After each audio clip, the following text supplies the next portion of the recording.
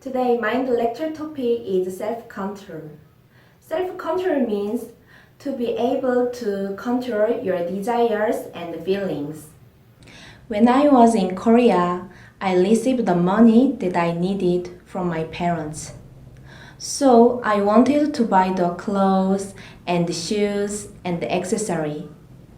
I had many desires. So I lived as I wished. At the time, do you think that I was really happy? No, I was not really happy.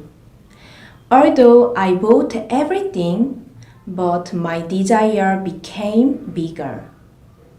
So I wanted to buy the new clothes and the new shoes and the new accessory. So every time I bought something new, my money began to shrink.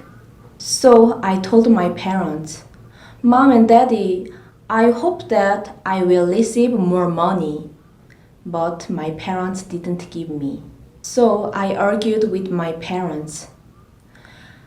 I want to fulfill my failed desires, but I was failing. If you live as your desire, but next time you will get another desire. So your desire are never finished. For example, there is one pot here, but this pot has a hole under. So when you pour the water in the pot will never get full.